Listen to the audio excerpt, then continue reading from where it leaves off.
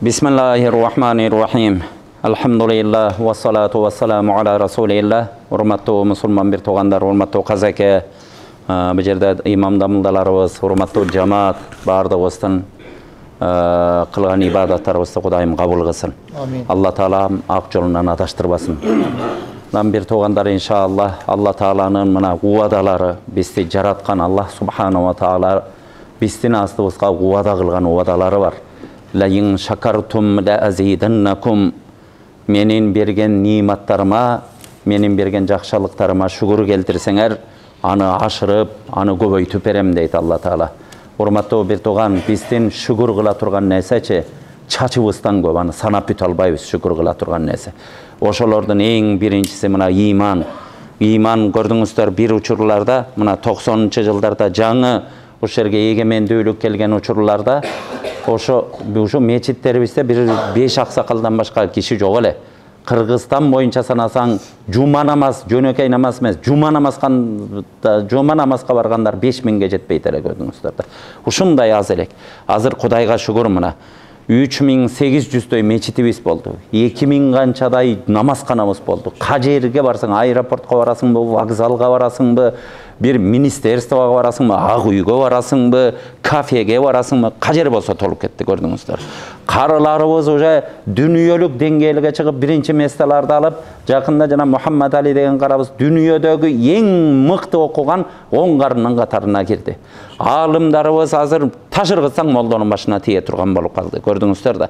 Birinci şükür kıla turgan nerselerimiz. Birok keybir uçurlarda hurmatly bir toğandar. Munuçu Kuday Taala kimlerdi jakşı göröt? Özünün günөөsүn moyun algandardy jakşı göröt gördüm. Kullu bani adam hattawun wa khayrul hattayina tawwabun. Adam balasının bardygy günөө kılat, jaňylyşat. Birok am jaňylışsa bary jamanby? Jok, alardın jakşysy emne günөөsүn moyunun alıp toba kılıp kalganyday. Bul Allah Taala'nın aslında günөөňdü alıp toba kılasın. Andan tışkary ekinçi nerse oşo bizdin koomçulukta dagı bir kemçilik ketip atsa oşonu moyununa alıp koygan adam eň Allah Taala'ga jakyn adam. Oşo adam Allah Taala'nın aslında darajası biýik adam, hormatly bir toğandar. Şükür kıla turgan nerselerimiz köp, birok keybir uçurlarda şükürden de çıkıp kettik. Çyn aytaly da, bardygybız moyun kalaly. Bul sen çıkıp kettiň dep biröwünü barmak menen görsöte albaýbys. Bardygybız musulman geldik, mına gördüňüz namaz okup жүрgen uçurlar, keybir uçurlarda şükür kılıştın orduna bir-birimiz menen bir meçitte batışpay kılganda uçurlar bolup atat da gördüňüz.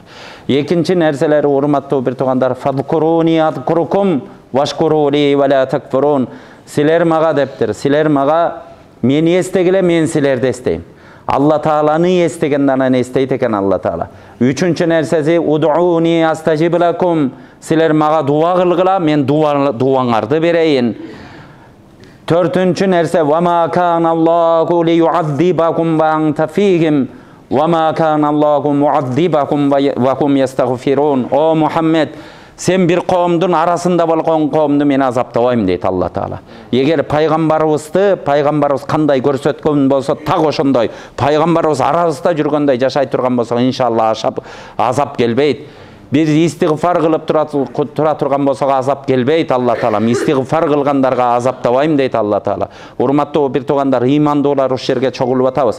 Emi silerge men iman gelbey, namazga gelgile mınday bolgula diýe albayt ekenmin gördüňüzler da. Meni okutup koýa turganyň arkança aralaryňarda azır uşunday alımlar köp, bir jerge baryp süýlegenden dele korkup kaldyň gördüňüzler. Uşunday jaş balдар çoň alım bolup ketişdi. Kudayga şükürler bolsun. Birok uşu nerselerdi karmap kalaly. Bir toğandar bu jerde köpünçe jaşlar eken. Men Batkende mına Oşto jaşı ötüp kalgan mına kazakelerimiz, bu damıldalarımda jaşı çoňdor bilet. Sizler hem jaş balda, jaş uçurdaçı, jaş uçurda ba güýüp janyp oturgan uçurda ança-munça nerseni togotpoy ketet adam. Birok bir toğandar bardyk jerlerde jolup gelip atabız. Emne üçin bul nerseler? Uşundayga özübüz uşu nerselerde kılışka biz bışılıp jetilip kaldık. Bizge hazır ıntymak gerek. Eň birinçi men şükür debedimmi taksirlar. Uşunday mekende jaşap atabız, toğrabı? Din erkindigi silerdi kıskan barby? Namaz okubay koy dep kıskan barby hormatly bir toğan? Kızıp atabı? Şak sayın meçit bolup atabı gördüňüzler. Meçitlerdi tandap kirip kaldykpy? Toğrabı? Bardygyna şükürбү? Seni okuva, koy senin gelip durup çapanыңды çeçip sal деген kişi bolup atabı. Жоқ, андай нерсе жоқ та. Урматтуу бир туугандар, кээ мен мамлекеттердин аттарын айтпай эле коюн. Бирок бир учурларда мүмкүн эмес нерселерди эмне кылып койду эле. Азыр ошондой ниматтарды колунан тарттырып ийгендер да бар. Кече жакында мына Египетке барып келдик. Египетте жүргөндө а жерде деле тыюу салбайт. Бирок көчөлөрдө намаз окубайт экен да адамдарчы. Шап эмеге кирет экен. Намазканаларга кирет, көчөлөрдө коркот экен эметкенденчи. Намаз окугандан. Бизде болсо көчөңдө деле окуп атпайсың. Көчөлөрдө окуп атасың, эмнени гана кылбай атасың. Дин эркиндиги ушундай эркиндик. Бизде бул эгемендүүлүгүбүздөн бери кандай бизге жетекчи келбесин, бир дагы динге каршы жетекчи келбептир да. Ошон үчүн динибиз ушу нерсеге бышып жетилдик, урматтуу бир туугандар. Эми иманыбыз барбы? Эми негизги нерселер көтөлү. Бардыгыбыз ушундай эми динибизге, элибизге жардам берели деп атабызбы? Урматтуу бул жерде жаш жигиттер кээ учурларда билбей калышыбыз мүмкүн. Бирок бул мекендин баркы, ата мекендин баркы, жердин баркы, жашап аткан топурактын баркы деген өтө чоң нерсе, урматтуу бир туугандар. Азыркы учурларда мондай чет мамлекеттерди көргөндөр, ушинтип зарлап какшап калгандар жакшы билет. Мына Кыргызстаныбыз деген мекенибиз бар, көтөрүп жүргөн паспортубуз бар. Эми келгиле буга чейин иманга кызмат кылдык, туура адамдарды чакырдык, Кудайга шүгүр. Бул токтобойт иншалла. Дагы да чакырабыз, үй бүлөбүзгө айтабыз. Дин деген ушундай айтылуу менен жашалат экен булчу. Адамдар бири-бирин коскоо менен жашалат. Туура бардыгыбыздын эмгегибиз бар. Бардык адам Кыргызстанда канча мусулман болгон болсо эмгеги бар. Бирок ошо иманга чакыруу менен биргеликте Кудайга шүгүр азырчы. Азыр биз чакырбасак деле адамдар өзү келе баштады, көрдүңүздөр. Жөн эле билип билбей халал деген сөздү түшүнбөй туруп деле кафем халал деп билип коюп атышат көчөгөчү. Азыр чочулса машалла деп чочуп калды көчөдө кишилер, билесиңерби? Ушундай нерселерчи, динибиз ушунчалык адамдардын арасына сиңип кетти, таксырлар. Эми мындан кийин биз жардам кылалы. Бири-бирибизге жардам кылалы. Азыркы учурларда бир туугандар ушу нерсени кулагыбызга жакшылап түйүп алалычы. Биз бир элбиз, бир журтпуз. Көрдүңүздөр, бир намысыбыз бир. Башыбызга балия келсе да бир келет да. Көрдүңүздөр, Баткен окуясы болуп атканда бардыгыбыз кыйналып аттыкпы, көрдүңүздөр да. Бардыгыбыз кыйналып аттык. Түн ичинде уктай албай, эртең менен туруп эмне болду деп аттык. Бул нерселер 1 метр жер, мекендин 1 метр жери алтындан да кымбат болот, көрдүңүздөр. Тонналаган алтындан да кымбат болот. Унутпайлы ошон үчүн бардыгы шүгүр келтирели. Эми бир жерде туруп дагычы кээ бир учурларда мечиттерге кирип алып, ар кандай жамаатка бөлүнмөйлөр башталды. Бул мунучу жашыра берсек, жок бизде буга чейин эми коем оңолуп кетет деп бир-бири жаман сөз сүйлөбөйлүчү деп жашырып деле келдик, чын айталы да. Кой бизде ынтымак бар, мындай биригип алат, имам менен бирикпей эле кайрачы тескериси болуп кетип атат, көрдүңүздөр. Мына Бишкекте мен жакында эле бир мечитке бара калдым, көчөдө кетип атып шам болуп калды, азанда мындай тааныш эмес эле мечит. Кирип бүткөндөн кийин кичине элдерге ушундай 1-2 эми келип туруп жөн кетип калды деттирбейчи, бир учурашып коюн дегиче эле 3-4 басып кетти. Дагы 3-4 тетияка барып отуруп алды. Адамдар ушундайга өтүп алдык да, көрдүңүзбү? Бир-бирин жактырбайт адамдар. Жамаат болуп бөлүнүп алган. Жамаат эмне экенин өзү деле түшүнбөйт, көрдүңүздөр да. Бирөө келип айтып койгон, ошону ичип алган. Урматтуу бир туугандар, араларыбызга келип ушундай сөз болсо, мен муфти катары айтайын сиздергечи. Мына бизде тартип керек бардык жердечи. Жөн эле урду сокту эмес, намазга да тартип болуп атат, көрдүңүздөр. Келип туруп фарзы бар, анын важиби бар. Фарзы тарк болуп калса, намазың намаз болбойт. Намазыңа даарат алып келишиң керек. Даарат шарт ага. Намазы даараты жок, намаз атайлап, истигзан деп атайлап келип шылдыңдап намаз окусаң, иманыңан ажырап калышың мүмкүн. Алланы шылдыңдап, дааратсыз. Бардыгынын шарты бар да, туурабы? Бүт ажылыктын шарты бар, ихрам байлайсың, аны убагында барасың, умранын шарты бар. Биздин дин ошо шарттардын, ошондой тартиптин үстүнө курулган дин биздики. Ар ким эле өз башындагысын кыла бербейт, урматтуу бир тууган. Карасаңыз, эми бизге дин тутуу Кудайга шүгүр келди. Элибиз ушундай динге жакын болуп кетти биздики, көрдүңүздөр да. Даже мына айтып атам, мен жанада Ошто да айттым. Динди ушунчалык колдоно баштадык. Мына ушул жерге келебиз да намаз окуйбуз, чыгып туруп дорожный правиланы бузабыз көчөдө. 40 менен айда деген жерге 100 менен айдабыз. Гаи тоссочу, жок, мен мечиттен келаттым элем деп жаныбызды жейбиз. Туурабы байка? Көрүп атабызбы бул? Бул проблемалар барбы? Өзүбүз барабыз бир жерде кылып коебуз, милицияны барып туруп башын эсебиз. Мен мечитте сени Кудай уруп кетет, койчу. Бул жерде ошончо адамдын дуасы деп эле коркутмай, бири-бири менен коркутмай менен жашап калды, көрдүңүздөр. Динди колдонуп, уурулар динди колдонуп атат. Афиристенип келип туруп сразу түрүн молдого окшото калып турупчу, анан чыгып туруп афиристенип мечитте какшап жүргөн канча болуп атат, бир туугандар. Көрдүңүздөр да. Бул нерселерди биз оңдошубуз керек. Ар бирибиз ушуга кызмат кылып берели, таксырлар. Жер-жерлерди кыдырып атабыз. Азыр райондорду да кыдыралы деп атабыз. Мекенибизде туура бир учурларда 90 канчанчы жылдары 92, 93, 94 жылдары койчу ушу дин кантип өнүксүн деп адамдар айтат эле. Бирок адамдардын мээнети менен келип бири-бирин чакыруу менен Кудайга шүгүр азыр динибиз өнүктү. Мына бул жерде бул чолпондой болгон жаш балдардын бардыгы ушундай бирөөлөр чакырып, келип, түшүндүрүп, классташы эчитип, курсташы эчитип, атасы айтып отуруп анан келдиңерге динде, туурабы таксырлар? Бул дин деген ошондой. Эми таксырлар мындан кийин да башка этаптарды да кылалычы. Биз жардам берели, элибизге жардам берели, тынч жашаганыбызга жардам берели. Биз деле мына жапжаш, мына бул жерде отурган мына 15 жашар, 20 жашар, кече эле ушундай балдар болчубуз. Бүгүн мына 50-ге жашыбыз 50-ге жагындап кетти. Өзүбүздү да жаш сескен менен уже кетип атабыз, көрдүңүздөр. Дагы 20 жылдан кийин топурак астына кирип кетишибиз мүмкүн. Канча бирибиз бул жерде тургандар. Улам урпак деген уланат экен да. Келечекте урпагыбыз ушинтип чачылбасын, биздин жергебизде кан төгүлбөсүн дей турган болсок, келиңиздер, эгер чындап ошо ыйманыбыз болгон болсо, келип туруп бири-биригели баш бириктирели деген жаман нерсе эмес да, туурабы? Биригели деген жаман нерсеби? Жо, мен сени менен бирикпейм дей турган болсо, мейли ачыгын айтсын араларыбызда. Жо, мен бириге албайм деген. Кыблабыз бир, мына боякты эч ким тетекте карап намаз окуп аткан жок. Окуп аткан Кураныбыз бир. Пайгамбарыбыз Мухаммад алейхиссалам бир. Сыйынып атканыбыз Аллахыбыз бир, көрдүңүздөр. Бирлерди санасаң миллиондогон бирлерде бириксек болот да. Бир ажыраша турган нерсе мондай эле бармактар менен санайсың ушу ажырашкан. Ажырашкан эмне менен ажырашып атат биздикилер? Сен чапан кийесиң, сен эмне үчүн костюм кийип чапан кийбей коесуң, сен эмне топучан жүрөсүң, сен эмне жылаң баш жүрөсүң? Ушу жаш баланын оюнчугу болуп калды, көрдүңүздөр да. Ушуну колдонуп алып кээ бирөө өзүнө адамдарды ээчитиш үчүн ушуну да колдонуп кеткендер болуп атат да, карасаңыздар.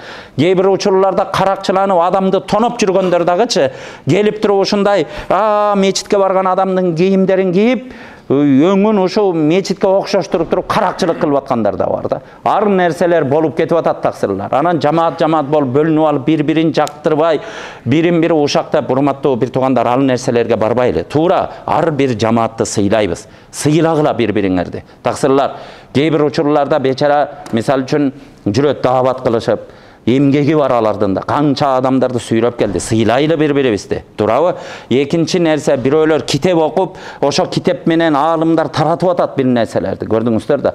Мына Чубак ажеке жалгыз башына 10 жылда Кыргызстандын бир дини түшүнүгүн башка жака бурган инсан. Бир китеп менен өзүнүн бир системасы бар эле. Сыйлашыбыз керекпиз, сыйлайбыз таксыр. Дагы бир жамаат бар, медреселер менен только Куран окутуп адамдарга кызмат кылабыз дейт. Колубуздон келишинче бири-бирибизди сыйлайлы да. Анан туруп туруп бир жамаат чыгат экен дагычы. 4-5 кошуп алат экен, көчөдөн келген киши минтип туруп тетигилериң болбойт. Кечке чейин бир жерде отура берет. Аларда гам жок. Бу мындайлар айтпалы, сен гамың болуп эле эмнени кылбай атасың, Алла берсе кыласың, ал иманды Алла берет, сенин кыйындыгыңан кылбай бейсиң. Иннака ла тахди ман ахбабт, валякинналлаха яхди ман яша. Пайгамбарыбыз саллаллаху алейхи ва саллям өзүнө Абу Талиб деген билесиздер, амакеси болгон, атасынын бир тууганы. Атасы пайгамбарыбыз курсагында кезде атасы дүнүйөдөн өлгөн. Пайгамбарыбыз 6 жашка кеткенде апасы дүнүйөдөн кеткен. Анан Абдумуталлип чоң атасынын колунда калып 8 жашына калганда чоң атасы ушундай кыракы пайгамбардын уругун тараткан адам. Ошентип келип туруп балдарын тизип алып туруп, ошондой кичине мындай бардар жашаган балдарына ушу Мухаммед чоң адам болот келечекте. Бул пайгамбар болушу мүмкүн. Ушу көңүлүн оорутуп сындырып коет деп туруп ошолорго ишенбей өз балдарына, өзүнүн Абу Талиб деген баласы бар эле. Көп балалуу, кембагал турган, ушундай бир эртең менен тамак эметсе түшкүсүнө жетпеген абалда болгон. Бирок Абу Талиб деген ушундай сөзүнө турган адамды тандаган. Көрдүңүзбү? Балдарынын ичинен сөзүнө турган, сөзүн кармай алганды. Ошо Абу Талиб сөзүнө турчу эле деп туруп Абу Талибтен сөз алган. Балам, мына бир тууганыңдын баласы, бир тууганың өлгөн. Ушу балам улуу чыгат. Мен мээримимди төктүм. Ушуну өзүңдүн карамагыңа алып камкордук кылып сөз бересиңби? Сөз берем ата деген. Ошентип туруп ошого таштап анан чоң атасы өлгөн.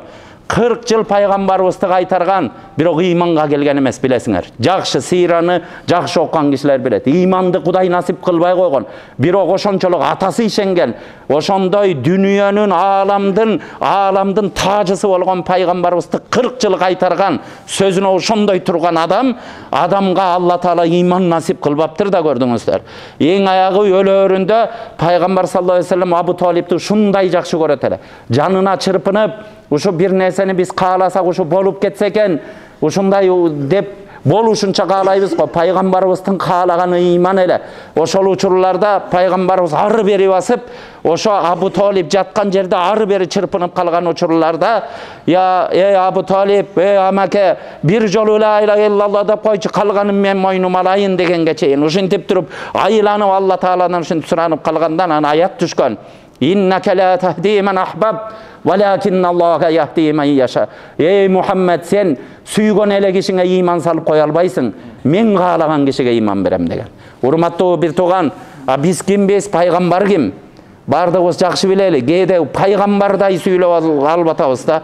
Бир аз илимге бир аз дагы көңүл бурсак, урматтуу бир туугандар, кээ бир учурларда айылдарга барып калбатабыз. Бул бардыгыбыздын мүшкүлүбүз. Мен бир жамаатты мынтип колум менен көрсөтүп айтып аткан жокмун. Бардык бизде ондогон жамаат бар. Туура ошолордун урматы менен, ошолордун аракети менен ушунча динге келдик. Эми биягын кармап калалы деп атам. Бияка келген учурлардачы ар бир жамаатта эч ким айта албайт, менин жамаатым таптаза деп эч ким айта албайт. Таптаза деген туура, акыйдасы таза, туура. Бирок мен кемчиликсизмин деп эч ким айта албайт. Ким айта алат? Айткан болсо өзү жаңылышат. Аалымдар айтат, бир адам мен кемчилигим жок деп айткан адам эң чоң күнөөлүү ошо болот деген. Көрдүңүздөр.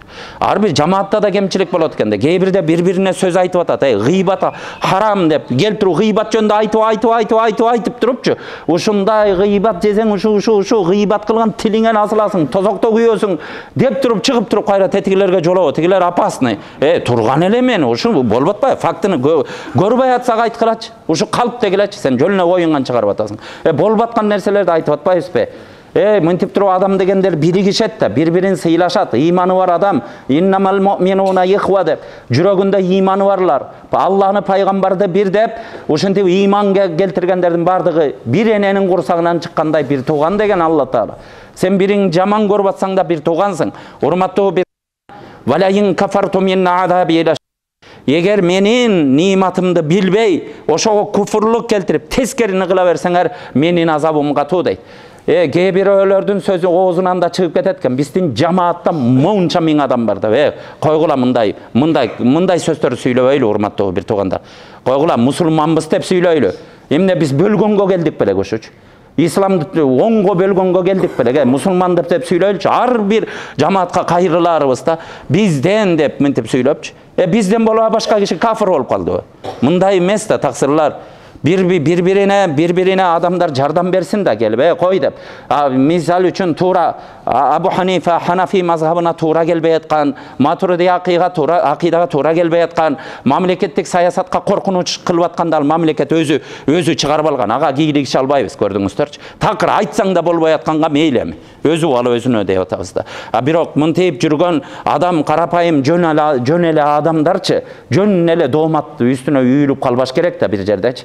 Бирок ошо дооматка биз дагы алып барбашыбыз керек. Ошо дооматтар чын сыяктуу кылып болуп туруп алып барбашыбыз керек. Бири-бирибизди жамандабайлы, таксырлар. Келиңиздер, ким эмне болсо, мына дин деле ушундай экен. Мына дамылдабызчы.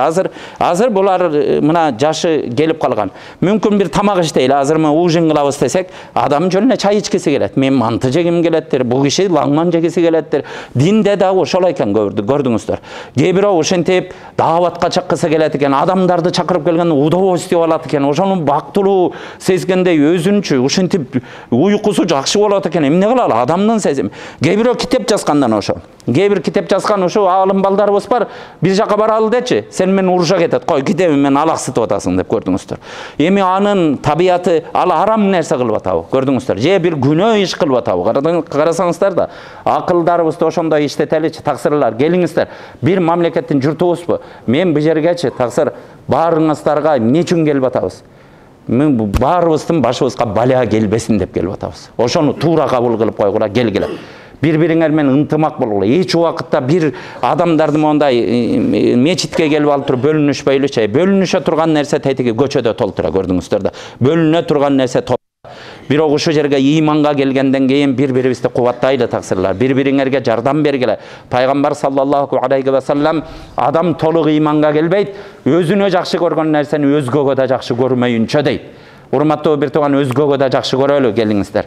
Адамды мындай сыйлайлы, биринчи билим алалы, карасаңыздар, динден мындай билимдүү болгонго аракетибизди кылалы.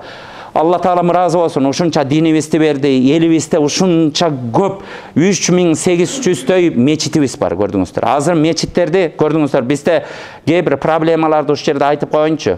Кээ бирде интернетке жазып, мына эртең аттестация болот, мына. Азыр Ошто аттестация болду. Мына Жалалабадта аттестация болот. Аттестация кылып койсоң да балага каласың. Бир мечиттин тазалыгын барбай, таза болгула, дааратканаңды оңдоп ал десең деле балага каласың, көрдүңүздөр да. Бизде интернет болуп, ошентип туруп, интернет ушакчылары пайда болду. Илгери оозу менен ушактачу эле, азыр отуруп алып колу менен жазып ушакташат да, көрдүңүздөр. Өздөрүн тозокко ошентип дайындап атабыз. Жөндөн жөн эле мечит жаап атат деген жалган сөз. Ким мечит, кайсы мечитти жапты? Иретиңе келтирип ал деп атабыз. Кудайга шүгүр, биздин эл диндар.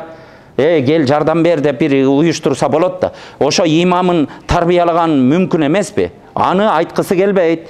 Ошону айтып аткандардын бардыгычы, бардыгы калп эле, жөн эле жаман жагына мечит жаап атат деп элди дүргүтүп, элди элге сала тургандар да, көрдүңүздөр.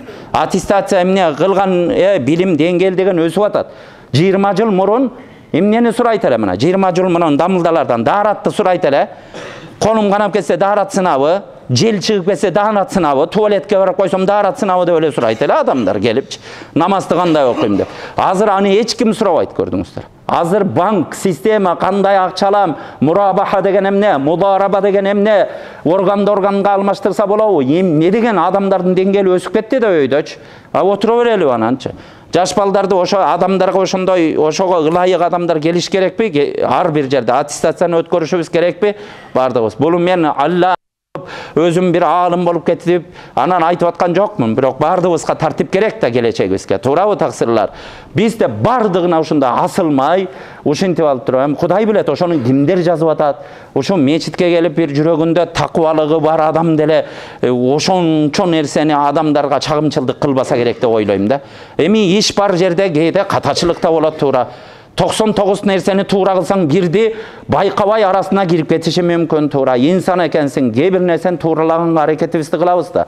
Анан урматтуу бир туугандар, негизги нерселер карасаңыздар бири-бирибизге жардам бололу. Ыймандуулар жардам бололу астыда. Ыйман деген эмнени гана алып келбей атат. Бир учурларда тетиги союз ыдыраган учурда боо балдар ошо кезде туулду да, билбей деле калды. Мына чоң жаштагылар билет. Бизде ушундай ачарчылыкта эле заман болгон, жетишпеген заман.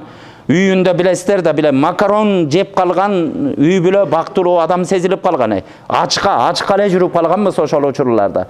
Бирок ошентип отуруп туруп анан монтип динибиз келди да. Азыр болсо бардыгы токчулук, бардыгы ушундай кененчилик заманга келип атабыз, урматтуу бир туугандар. Ушу кадырыбызды баалап алалы, бири-бирибиз менен ынтымак бололу, жамаат ынтымак болуңуздар. Анан биринчиден азыр айтылына турган нерселерде бул сураныч. Биздин келечегибиз үчүн кабыл кылып ушунун үстүндө иштейличи. Баарыбыз бир нерсени ниет кылып иштегенде Кудай Таала берекелерди берет. Биринчи нерсе, урматтуу бир туугандар, ысраф деп биздин жарлыгында чыгарып берген биздин президентибиз. Биздин Кур'ан-ы Каримде мына Кур'андын аятын Атыйуллах ва атыйур расул ва улил амри минкум.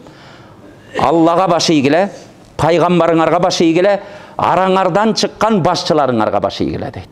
Эми араңардан чыккан башчыларыбыз бизди арамга жумшаган жок. Мына мен мечитте туруп айтып атам. Мына азыр барып туруп ошо постоянно круглый год ошол жерде Куран окула турган азыр Куран эмесин ачабыз барып туруп. Көрдүңүздөр да.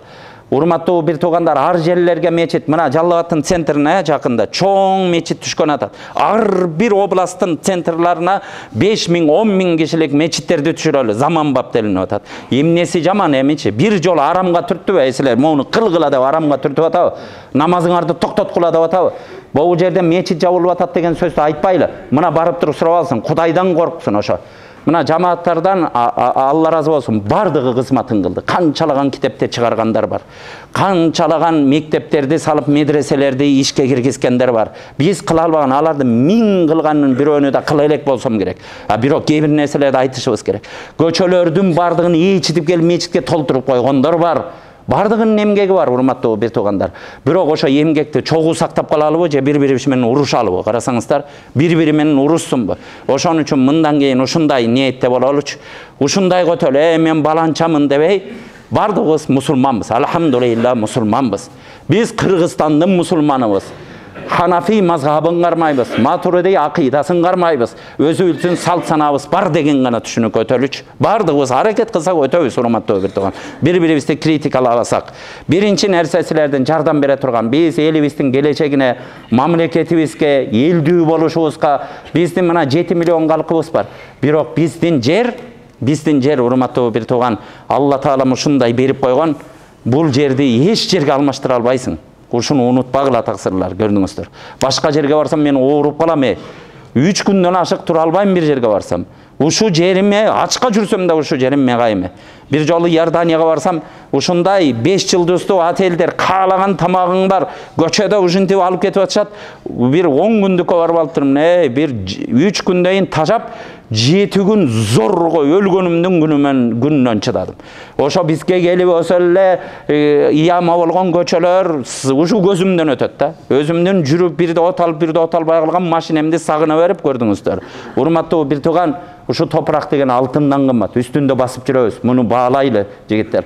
Ошо эл жерибизге кызмат кылалы, Кудайга кызмат кылалы, урпактарыбызга кызмат кылалы десе, келиңиздер.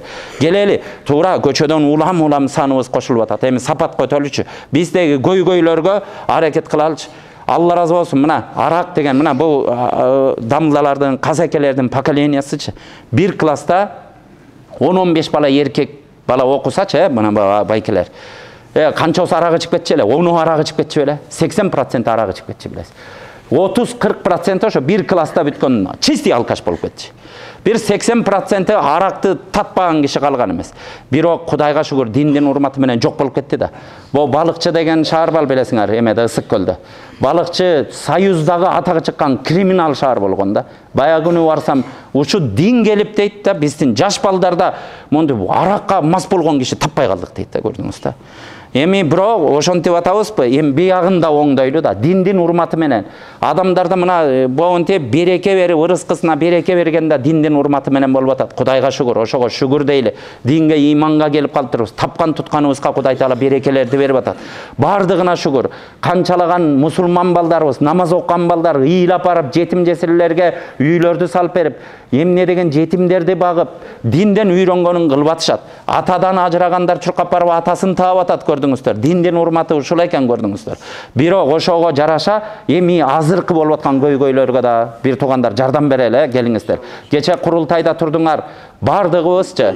Мына биринчи Алла Таала сыйнабыз, пайгамбарыбыз сүйөбүз, ата-энебиз сүйөбүз. Ошо сыяктуу, ошо ата-энебиздин катарында дагы башчыларыңарда да сыйлап үйрөнгүлө, урматтуу бир туугандар. Бул кошоматчылык эмес, сый урмат кылып коюш керек. Алла Таала бир чечип, адамдардын ичинен ушу ылайык деп алып келип коюп атабы? Сый урмат кылып коюш керек. Сөзүнө башы ийгенде береке табасыңар. Итаатта береке бар дейт. Итаат деген башы ийүү деген сөз. Башы ийүү, башчыга башы ийип койгон итаат, ошондо береке бар деген. Бир үйдөчү 5 баласы менен атасы апасы болсо, атасына башы ийген үй бүлө билесиңерби, бактылуу болот балдары. Ошол үй бүлөгө бүт баары кызыгат.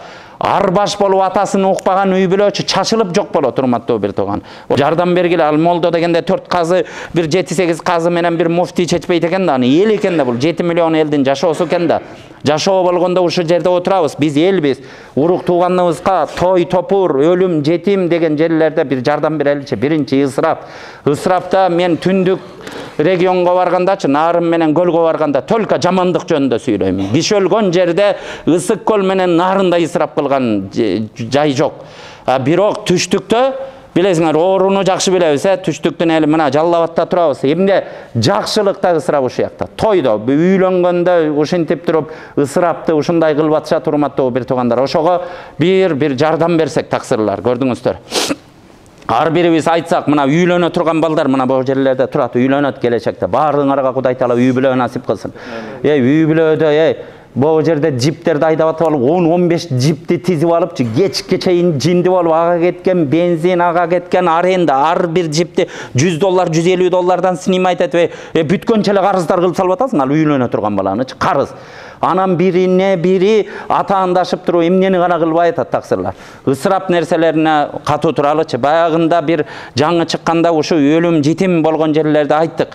Барып алып туруп ошол жерде кан жутуп атса, эл кан жутуп атса, барып алып үстүнө босток кылып, барып алып ошол жер жылкынын эттерин жеп, ушундай нерселерге да барып атабыз да. Келгиле, жалпы жардам кыралычы. Ушу эл да ошондой жерге кой муну кылбагыла.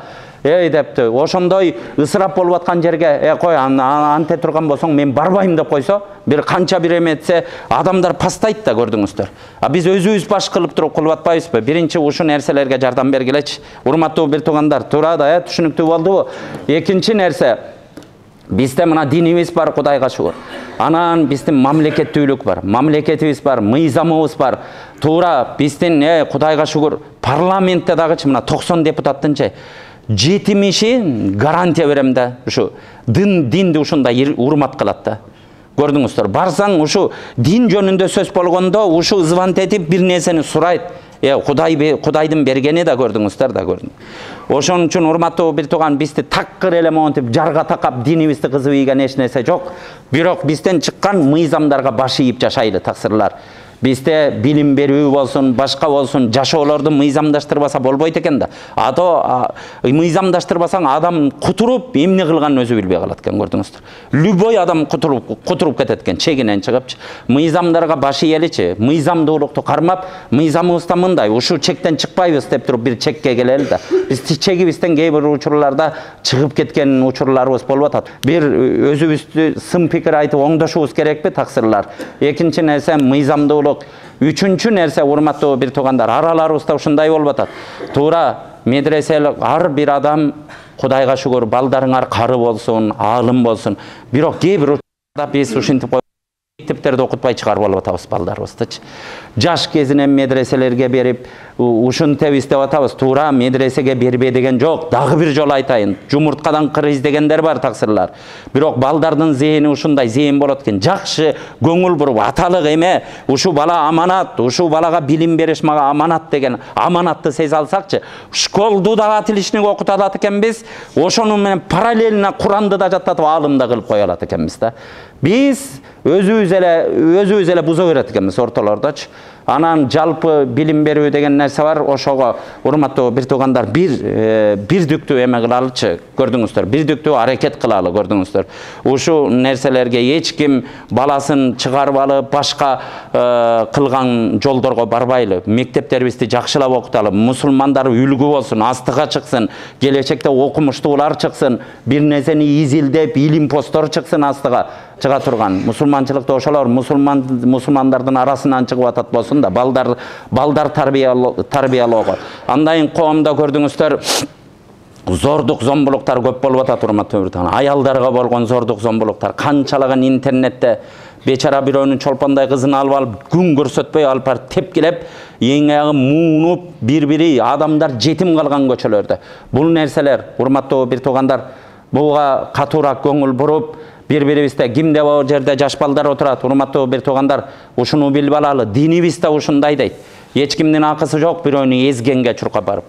Биздин шариятыбызда билесиңер, антип эзгенге уруксат бербейт, көрдүңүздөр.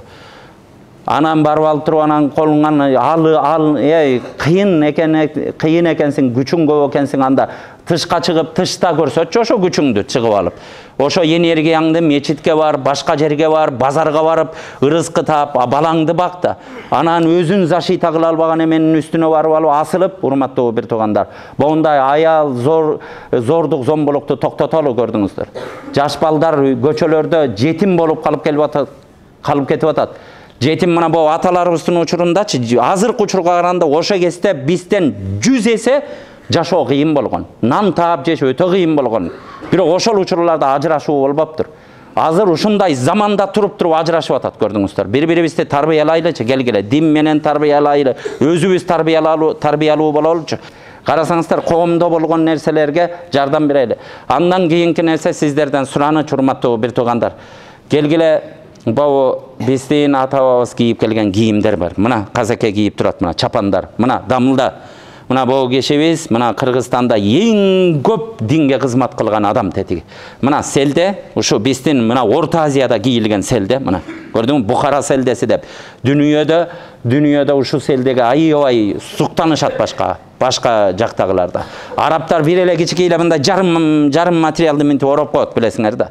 Мына биздин өзүбүздүн чапандарыбыз турат, башкалар турат.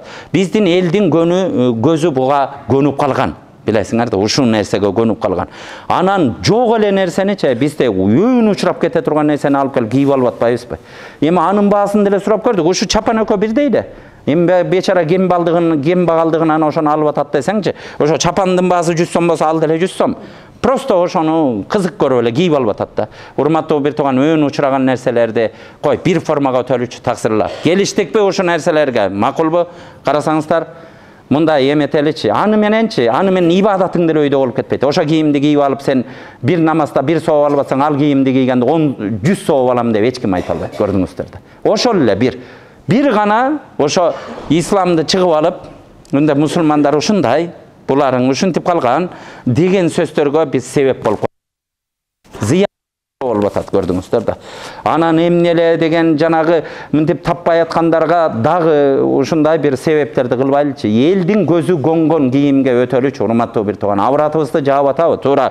Имамдардын кийими бар, туура. Мына, бу имам келип алып туруп мындай костюмчан жүрсө жакшы көрүнбөйт, туура. Имамдарга монтип чапан кийгиле деп атабыз.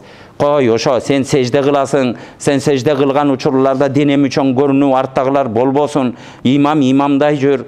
Мына азыр казыларыбызга бирдей селде кылалы деп атабыз. Дин кызматкерлерин ушундай кылалы деп атабыз. Анан ар ким өзүнүн ишин кылсынчы. Таксырлар азыр ушундай проблемалар болуп кетти. Ар ким өзүнүн ишин кылбай калды да. Көчөдө жөн эле диндин дысын билбейт, туура. Дин жөнүндө сүйлөбө дегендик эмес, бирок дин жөнүндө акылың жетишинче сүйлө. Намазыңды, ал мусулманчылык өзүнчө, ал диндин түпкүр ичи өзүнчө. Жаңылып алсаң ал оюнчук эмес, жаңылып алдым деп ырсалаңдап күлүп кое турган нерсе эмес. Кудай сактасын, кээ бир нерселерде жаңылып ала турган болсоң, ушинтип бир чоң күнөөгө батып кала турган нерсе, бул ыйык нерсе дин дегенчи. Көчөдө жөн деле мындай Алла Таала айткан деп көчөдө ушинтип отурушат. Карасаңыздар, болобу? Мына умрага барып алып, умраны тарта бербей койчу. Мынтип сотканы кармап, карачы кетип атканыбызды, ушинтип ибадат кылабы? Ал жерде ыйлайт адамдар. Пайгамбарыбыз хаджатул вадада кайтып келип туруп, ошо жерде Каабатулланы кочактап ыйлап, сахабаларга, я асхаби, сахабаларым, дин деген аманат, өзүнүн ушу өмүрлөрүнүн акырлап калганын пайгамбарыбыз сескенеле. Арафатта туруп ушундай Алла Тааланын астында отчетун берип, ушинтип кайтып келип туруп, Каабаны кучактап туруп, ла тусаввиду важхи яумал кияма. Каабаны кучактап ыйлап туруп, кыяматта менин жүзүмдү карартпагыла деп туруп акыркы сөздөрүн айтып ошентип кайткан жер. Ажерлерде ыйлай турган жерлер, ажерди ошо жерге барып алып турган мактана турган жерби, урматтуу бир тууган. Ким кандай ниетте кылып атат билбейм, бирок бардыгына айтарыбызчы. баралыбы, туура сүрөткө түшпөй койбойлу, башка туура тууган урууңа жөнөтөт экенсиң. Бирок деген ушу интернетке чыгарып алып, ошо ыйык жерибизди да ушундай бир эмесин түшүрүп атабыз да, кадыр баркын түшүрүп атабыз. Барган кишилер дайындап баргылачы, умра деп элечи, чогултуп алып элечи, чогултуп алып эле. Ошодон карабай койгондорун да көрүп атабыз да. Бул факт, көрдүңүздөр. Карабай койгонун көрүп атабыз. Ошо жерге алып барып 10-15 күндө адамды жакшы эмес. Барып алып туруп ажы башчысы кайра ушинтип умрадан келгендер айтып атат. Барып туруп гостиницага таштап коюп, кайра телефон менен жанталашып бияктан группа чогултуп отурат дейт, көрдүңүздөр. Эмне кылалы анын мунучу? Бардыгыбыз буга аракет кылышыбыз керекпи? Умрага баарыңар барып атасыңар. Баргыла ошондой улуу жерлерге. Бирок тартиби менен баралы да. Ошондой жерлерди алып келип туруп тебелетпейли да, көрдүңүздөр да. Урматтуу бир туугандар, мындай көйгөйлөр толтура. Bir eң негизги нерсе бардыгы адеп ахлакка такалат экен. Келиңиздер, кийимдерибизди дагы бир оңдойлу, тартибибизди да оңдойлу, урматтуу бир тууган. Ошон үчүн келип атабыз. Бири-бирибизди сыйлашалы. Жанатан бери айткан нерселеримди башынан дагы бир кайталап коеюн, урматтуу бир туугандар. Келиңиздер, эң биринчичи жанагындай мечитте бөлүнгөндөрдү таштайлы таксырлар. Анын акыйдасынын туура эмес экени, башка экенин биринчиден диний алымдар аныктайт. Аны менен такыр бизге, келечегибизге бир коркунуч алып келе турган бир нерсе боло турган болсо, аны мамлекет өзү аныктап алат. Бир, көрдүңүздөрбү? Экинчи нерсе, бизде кызмат кылып аткан жамааттар бири-бири менен сый урмат кылып, бири-бири менен чай ичишип, аны бузбай, кой ал жерге барба, аларың мындай дебей, бири-бирибизге критикалабай, кой Алла разы болсун, ушунча тоңуп үшүп, мээнет кылып атат да бири-бирибизди баалаган сөздөрдү айталычы. Алла Таала даражабызды көтөрөт. Ошенте турган болсок, мусулманга жакшы сөз сүйлөй турган болсок, Алла Таала даражабызды көтөрөт. Жо, мусулманды ушинтип айыптай бере турган болсоң, урматтуу бир тууган, жакшылыкка барбайсың. Bir gün болбосо bir gün Allah Taala'nын азабы келет башка. Көрдүңүздөр, бул нерсеге келиштикпи, көрдүңүздөр. Мыйзамдуулукка, мамлекеттин мыйзамына толук башы ийип жашаганга келиштикпи, таксырлар, туурабы? Арамга буйруп атса айтабыз бир учурлардачы. Бул депчи. Көрдүңүздөр, биздин мына президентибиз дагы умрага барып, намазын окуп, биздин жетекчилерибиз намазын окуп, депутаттар намаз окуп, министрлерине мен намаз окутсум, эмне? Аны эмне кылсын дагы эмне кылсын? Андан кийин урматтуу бир тууган, ысырапкорчулукка, көрдүңүздөр, ысырапкорчулукка катуураак эметел. Ысырапкорчулукка мен токтолоюн. Бул жерде азыр Жалал Абадта турабыз. Силерде тойлорду айттык, башкаларды айттык. Мактангысы келет ошо. Мен умрага барып келдим. Ой, басканда гостиницада жаттым. Каабаны айланганда ушундай сезимдер болду деп элечи, жөн эле келип алып эле ошо мактанмайдын айласы болуп калды, урматтуу бир туугандар. Көрдүңүздөр, туура замзам ичерсин, жөн эле ысырап кылбай эле кылса болобу ошо нерселердичи, көрдүңүздөр. Ажыга барганда айтпайлы го, мен ажыда эң көп иштеген адаммын. Ошол жерде оору бир ай чала ибадат кылбай эле ошо соткодо отурат. Балдар менен сүйлөшүп, ошо тигини ырастагыла, бул тууганды чакыргыла, килемдерди ырастап кой. Килем тебелетмей бар го, 2-3 километр. Килемдерди ырастаткыла, эжеңден сурады. Бул кайсы нерсе, көрдүңүздөрбү биз? Тескери ибадатты кайра күнөөгө айлантып атпайбызбы? Эми түндүк жеринде нарын ысык көлдө боло турган өлүм житимде ушундай союлат. Мына Казакебиз жакшы билет, нарында канча жыл. Эң кедеймин деген адамчы, эң кедей болбой күнүм өтпөй калды деген адам да бир торпок алып келип соёт да. Такыр мүмкүн эмес. Мына завтра кийсе абетин ойлонгон адам эптеп бир таап келет да. Анан 3 илик бар деген 3 иликте 3 күндөн Кур'ан окуду бар. 7 иликтеп 7 күндөн, 40 иликтеп 40 күндөн анан эстелик тургузуу фарз эле кылып алган, фарз эле кылып алган. Ашты өткөрүүнү фарз кылып алган. Эң ушундай, мындай айтканда эч нерсеси жок адам бир адамды көмүп узатып койгончочу бир жылдын ичиндечи, бир бир 3-4 жылкы расход болот. Соңор ошондой адам 3-4 жылкы расход болгон адам башын көтөрө алабы? Анан 20 жыл, 30 жыл анан кембагалчылыктын азабын тартат, көрдүңүздөр. Ал-факру акрабу минал куфр деген сөз бар. Билесиңер. Кедейлик бул кафирлыкка алып бара турган эң оңой жол дейт да, көрдүңүздөр. Адам кедей адам калпайтат, кедей адам кошоматчы болот, кедей адам жанын жейт, кедей адам ууру болот. Бүт кафир кылган нерселерди кылат экен. Монтип жүрөгүнөн кафир болуп кетпесе дагычы, кафир кыла турган нерсенин бардыгын кылат, көрдүңүздөр. Өзү ошентип кедейликке барып атпайбызбы? Анан эң аянычтуу жери, эч кимде гарантия жок да. bir жақыны өлсө, жанагынча расход болуп атса, 10 жылдын ичинде 6-7 жақынынан ажырагандар да болуп атпайбы, көрдүңүздөр. Ошонтип эле кете берсе, эмне деген? Ошондойлордончу мен жүздөгөн мисалдарды келтире алам. Башын көтөрө албай, өмүр бою балдары жыртык батинке кийип, үйлөрдө басынып, сен кедейдин, сел саяктын баласысың деп школдо басынып, барып суицид болуп өзүн өзү жанагындай өлүмгө барган фактылар бар. Ошентип туруп кредитке кирип кетип, мен элдин бетин кантип карайм, атасы өлүп атса, бир нерсе соя албай калды деп туруп, кредит алып түрмөгө кирип кеткен жүздөгөн киши бар. Бул нерселер каяка баратабыз, көрдүңүздөр. Байларыбыз кичине колунда бар мактанып келет экенбиз, дагы ысырапты көрсөтөт экенбиз. Жанагы бияктагы ысырапты ошо байлар көрсөттү да, туурабы? 10-15 деп жип айдатканда ошолор көрсөттүбү, көрдүңүздөр.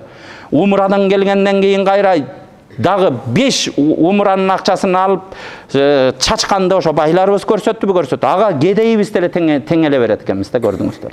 Ага теңелем деп атып туруп, вообще хуже болуп кетет экенбиз. Урматтуу бир туугандар, жардам берелиби? Келиңиздер, жардам берели. Жардам беребизби, балдар? Жардам беребизби? Келиңиздер. Айталы, туугандарга айталы, баскан жерге, ошондой жерге барбайлы кой деп. Барган жерде жөлүнө замзамын ичип, кой дуаңызды бериңиз, ыйык жерден келдиңиз, болду. Наныңыз анын барып этин жеп отуруп албайчы. Бул жерлер жоготолду да. Көрдүңүздөр, бизде Куда тосмой деген бар. Тети якта ар кайсы региондун өзүнүн оорусу бар да. Куда тосуп, Куда келет го жанагы. Кызын алгандын төркүндөрү кичине бизде салт бар го, туура аны түштөндүрөм деген бир баланы жугузуп алышкан бизде. Бир жылы нарында ошентип 20 канча кой союп, аны жайдын күн багаждарына толтуруп алып келип, жарым жолдо ал машинесинен невозможно болуп калып отурганда эттин жыты сасып кетип, 20 койдун этин ыргытып ийди деп айтып атышат, көрдүңүздөр. Бир жерге барганда 7 жылкы союп койду. Булам бир тууганы чакырып, бир тууган, ошону сен сойбо деп, ар кимдин чөнтөгөзүнө жараша. Бирок кызмат кылалы да, аны айтып койгон менен чечилбейт экен да, эл экен да, кой. Бир-бирибизге ошонун баарын чогултуп туруп, ошо үйлөнгөн 2 жашка береличи. Кандай жашап кетер экен, көрдүңүздөр. Эмнеден ажырашып атат? Бизде үйлөнөт экен канча бир процент ажырашып кетип атат. Алла Таалага адал нерселердин ичинен, уруксат берилген нерселердин ичинен Алла Таалага эң жагымсыз нерсе, Алла Таала жаман көргөн нерсе бир үй бүлөнүн ажырашуусу. Туура, уруксат берилген десе, дей бербейли. Эң акырына чейин чыдаш керек. Үй бүлөнү ушундай сакташ керек, каректе. Бирок такыр болбой калса, мүмкүн болбой калды жашаганга. Бирок уруксат берилет, туура ажырашканга. Бирок ошо уруксат берилгендердин ичинде Алла Таала жактырбаган нерсе эмне? Бир үй бүлөнүн ажырашуусу болуп атат. Бизде ошондой нерселер кылып атпайбы? Мечитке толдук, ыймандуу болдук, арак ичпей койдук дегенде калган башка проблемалар толуп кетти азырчы. Биз карайлы да, туура. Ал кезде бирок ошо илгери, ошо динге электе жанагындай берки арамдар болчу го. Бирок биздин айтып аткан азыркы проблемалар ал учурда алар болгон эмес да. Чынын айталы да, көрдүңүздөр да. Бизге дин келгенден кийин динди толук тутканга аракетибизди кылалы. Ошон үчүн урматтуу бир туугандар, келиңиздер, ысырапка жардам берели. Жардам беребизби, таксырлар? Бир-бирибизге сөз бер. Мыйзамдуулукту сыйлайбызбы, таксыр? Ана мыйзам десе кайчы, мен мындай, муну менен башкарам, мечитте болуш керек, муну кылыш керек, аны кылыш керек дегендерден алыс бололу, урматтуу бир туугандар. Туурабы? Биздин баштарыбызда мусулмандар, Кудай деген адамдар башкарып атабы, мыйзамыбызга иншалла баш ийип жашайлы. Туурабы? Балдарыбызды мектептен чыгарып алмай жок, таксырлар. Сөз беребизби, келиңиздер? Сөз беребизби, таксырлар? Келишелиби? Бир экеле киши айтып атат. Туурабы? Баарыбыз эмет эле, туура. Ал жерде биякта медреседе илим, туура. Бардык илимди Кудай жараткан. Ошо астрономияны да Кудай жараткан. Туурабы? Же башка бирөө жаратты эле. Көрдүңүздөр, ал дагы бир илим да, көрдүңүздөр. Химияң да бир илим да. Көрдүңүздөр. Ошон үчүн завод, фабрикалар иштеп атат. Ошону окуп келип туруп, анан ушу бизде бул жарыктарыбыздын күйүп турганда ошо илимдер менен келип атат да. Бардык илим жок мындай дебейли да. Туура, Кураныбызды окуталы. Баш үстүнө баш, үй бүлөңөрдүн ар бирөөңөр кары болгула. Ушундай ниет телек кылабыз. Марокко мамлекетинде бир учурдачы кары чыкпаган үй калган эмес дейт. Кары чыкпаган үй калган эмес дейт. Бизде да Кудайым буйрса ошондой болот. Бирок алар деле мектепти таштап койгон эмес, таксырлар. Параллельно эле окутуп койгон, көрдүңүздөр. Мына Египетте бардык 30 миллиондой кары бар экен Египетте. Куранды жат билген 100 миллион калкы бар, ошонун 30 миллиону Куранды жат билет дейт да. Бирок алар чыгарып койбойт, мектептен чыгарбайт, мектептен параллельно эле окутат да. Сөзсүз Куран жатташ үчүн чыгарып алыш керекпи? Бул нерселерди сөз беребизби таксырлар, келиңиздер, туурабы? Бири-бирибизге жардам берели, бул нерселерди айталы. Андан кийинки нерсе, жамааттар бири-бирине сөз айтмай жок, Бирикмейинче болбойт таксырлар. Алла Тааланын жолуна бирикмейинче. Сөз беребизби таксырлар бири-бирибизге? Монтип критикалабаганга сөз беребизби? Бул бардыгыбыз эми кылалы таксырлар. Силерден суранып келдик бул нерселерди. Суранып келдик, эл кылат экен. Бир айтып койгон менен болбойт. Эй деп туруп мен кеткенде айта берет анын дебегиле таксырлар. Көрдүңүзбү? Айтсаңар азыр айткыла. Мына айткыла, туруп айткыла. Сен бул жер туура эмес сүйлөп атасың дегиле. Минте болсо бирин деп кетебиз биз. Динибиз бир, жана бирдиктерди айтып бердик го. Болгон талашканыбыз ошо чапан кийип алдың, шапка кийип алдың деп элечи, детсаттын баласынын сөздөрүн сүйлөп калдыңыздар да. Төртүнчү нерсе, урматтуу бир туугандар, катары менен айтып келатам, жана кийимдерибизге келген таксырлар, Кийимибизге келгенде ошо биздин үрп адатыбызда кийимчү таксырлар. Биздин мына бу калпагыбыз, Алла Таала ыраазы болсун ошо аталарыбыздан. Мына Арабстан барып атабыз, бая күнү Египетке барып, пирамиданын жанында жүрсөм, жөн эле адамдар ошо чуркап келип, ошо сүрөткө, ошо чуркап келип атат, көрдүңүздөр. Барсак сатып алалы деп атат дети эмедечи. Сатчы дейт, калпаңын сатчы канча турат дейт, көрдүңүз. Ушунда кызыктыра турган ата бабабыздан калган нерсе болсочу, аны чечип ыргытып ийип атабыз да, урматтуу бир туугандар. Ушундай бир формага өтөбүзбү? Сөз беребизби таксырлар? Келиңиздер. Урматтуу бир тууган, көрдүңүз, артист деген кыз, артист эле келип молдо боло бербесин да. Туула мусулман болсун. Мен молдо болбосун деп атам да, көрдүңүз. Өзүнүн ишин кылсынчы, келип алып маселе сүйлөбөсүнчү.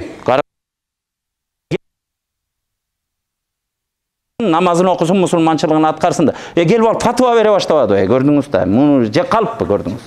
Блогерлер чыгып алып турупчу, тиякты, биякты тартып туруп, эми Кабага блогер боло башташты барып алып турупчу. Тиякты көрсөтүп, биякты көрсөтүп, төөнү көрсөтүп, бул эмеби, көрдүңүздөр да. Ар ким өзүнүн ишин кылсынчы таксырлар. Бул жерде отурган баарыңар молдо эмессиңер да, туурабы?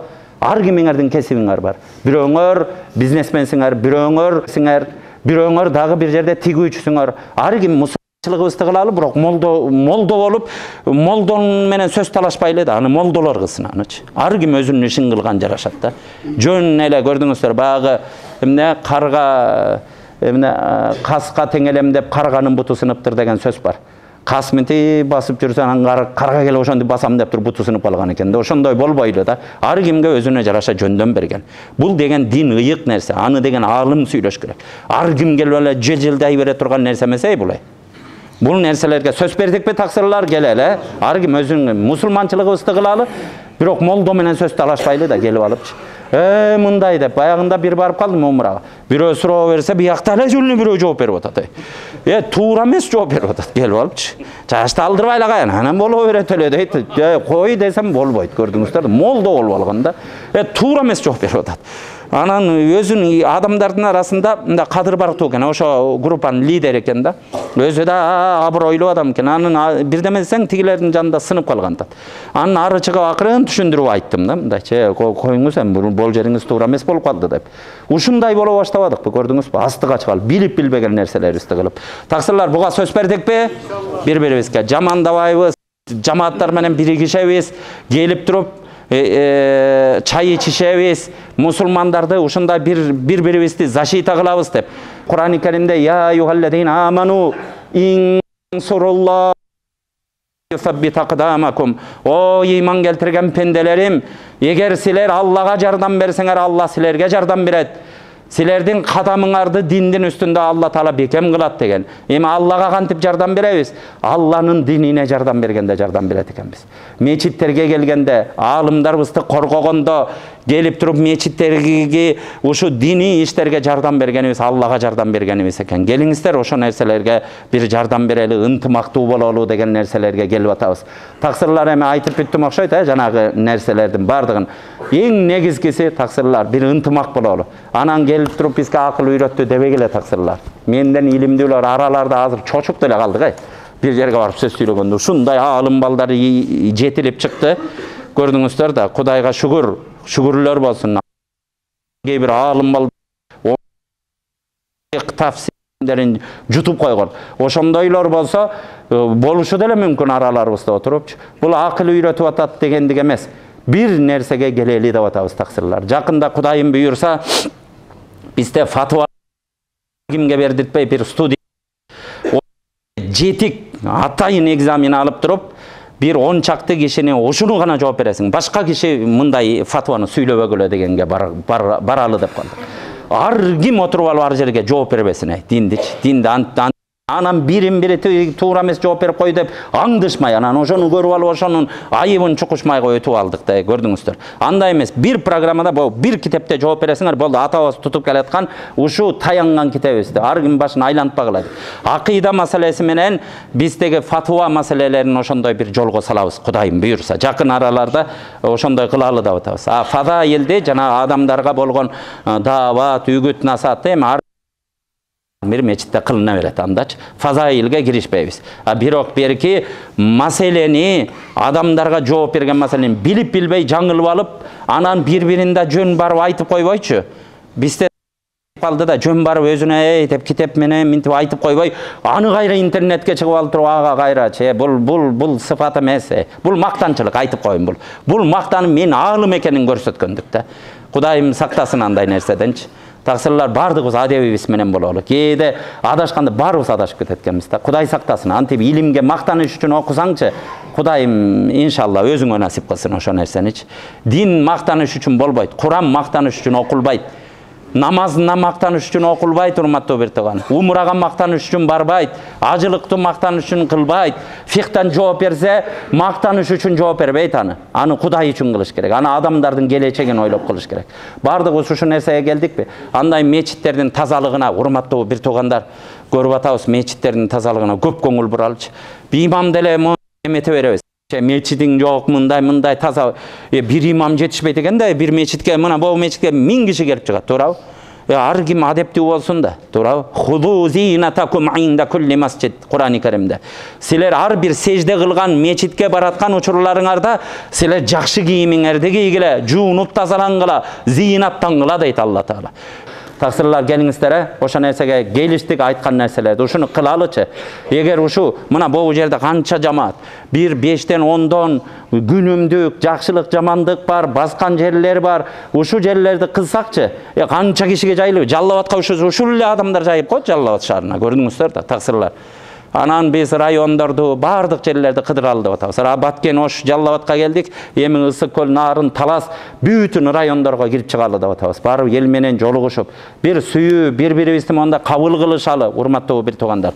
Анан унутпайлы, жана жама кызмат кылып, жамааттын иштеринде ушунда Кудайга жакын адамдар өтө көп, иншалла. Бирок араларына мунафыктар деле кирип алат. Сахабалардын арасына кирип отуруп алган эмне, сенин араңа кире албайбы? Айылтайлы да. Аны дагы жаман сөз чыгарбайлы, ушу ар жаман деп. Бир дагы мондай кызмат кылып аткан кишиге жаман сөз сүйлөбөйлү.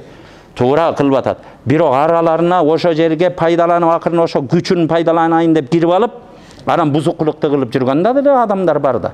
Көрдүңүздөр. Ошондой адамдардын оозунан жанагындай сөздөр чыгат. Тигиге барба, тетиге такыр алака кылба, ал ушундай, анын ыйманы мындай, ал болбой койду, кийген кийимиң карачы, ал сүннөт болбой калды, аныкы деп элечи, сүннөт деле ал тирилтип жасап койгон сүпчү, башка жагын көрүп атабыз бул нерселердечи. Урматтуу бир туугандар, ошентип туруп келип туруп аферисттенип адамдардын крупный суммада акчасын алдап кеткендер деле көрүп атабыз.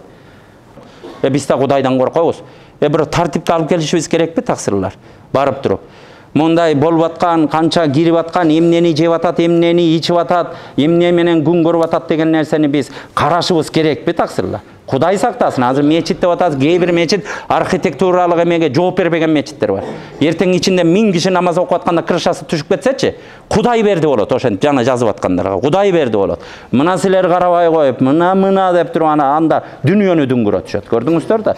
Ошолор тартипке алып келели дегиче адамдарды жаманатты кылып атат. Ошого бардыгыбыз бири-бирибизге иншалла ишенишели, таксырлар, жакшылыктар болсун. Анан эң акыркы айтарым, мына Казекени жакшы таанып алгыла, таксырлар. О Жалал Абад областынын казысы ушу киши. Мына бу жерлерде мына дамылдабыз турат. Бу аксакал дамылдалар, райондун имам хатиптери баскан турганыбызга дааватка чыгабызбы, башка медресе ачабызбы, таксырлар угуп алалы, бу жерде медресенин мугалимдери да угуп алалы. Ушу киши жооп берет аягына чейин. Тура пенделик кылып кемчилиги болсо биз эсептешебиз. Бизге айтасыңар, аны ушундай кылып атат, адилетсиздик кылып атат деп. Пайгамбарыбыз ошон үчүн башчыңарда башы ушу мейиздин башындай бир кара адам келсе да башы ийгиле деген көрдүңүздөр. Ошон үчүн урматтуу бир туугандар, бардыгыбыз дин ишин кылып атабызбы? Ар ким ар баш болбойлу таксырлар. Мейли келип туруп ушулардын бизде койгон нерселер бар. Эч кимге зулумдук кылынган жок. Бардыгынын тартибин коюп келип атабыз. Ошого башы ийели да. Анан башы ийбей туруп урду сокту боло бербейли да, көрдүңүздөр да. Четке чыккандарды дагы иреттеп атабыз азыр. Чет мамлекетке диний окуу боло турган болсо, мына азыр Египет менен барып сүйлөшүп бердик, Шайхул Азгар менен. Жакында иншалла мамлекеттик деңгээлде кол койдуруп туруп, эч кандай бизден таския бармайынча, муфтияттын характеристикасы болмойынча кабыл кылбагыла деп сүйлөшүп келдик, көрдүңүздөр. Ато бирөө турист болуп барып кирип алат, бирөө тинтип эле кирип алат. Анын эмне окуп жүргөнүн биз билбей атабыз, көрдүңүздөр. Карасаңыздар, бүт мамлекеттер менен азыр Иордания, Саудия, Пакистан, Индия, Туркия, Малайзия бардыгы менен түзөбүз. Минтип тартипке келбесек болбой калды таксырларда.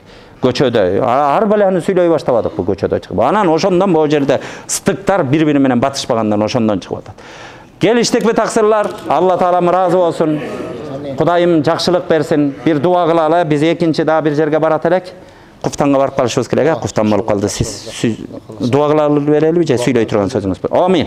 Алхамдулилlah ва салату ва саламу ала расулилlah. Жараткан Аллахым өзү колдосун. Иман ихласыбызга күч кубат берсин. Алла Таалам күнөөлөрүбүздү кечирсин, айыптарыбызды жашырсын. Аллахым мындан кийин акыркы демибизди алган убакытка чейин Кудайым күнөөлөрдөн өзү сактаган болсун. Үстүбүздөн рахматын жаадырсын. Кудайым тегерегибизди периштелер менен оросун. Ошо периштелерди жиркенте турган амалдарды Кудайым кылдыртпасын я Роббал аламин.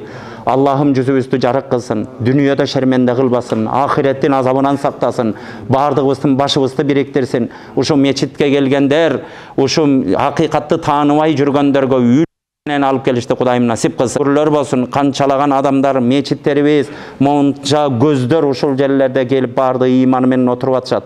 Кудайым иманыбызды бекем кыл, ошого жараша мусулмандык сыпат бери я Роббал аламин. Аллахым өзүң колдоп коргоп эки дүйнөнүн бактысын бардыгыбыздын тилегибизди кабыл кыл.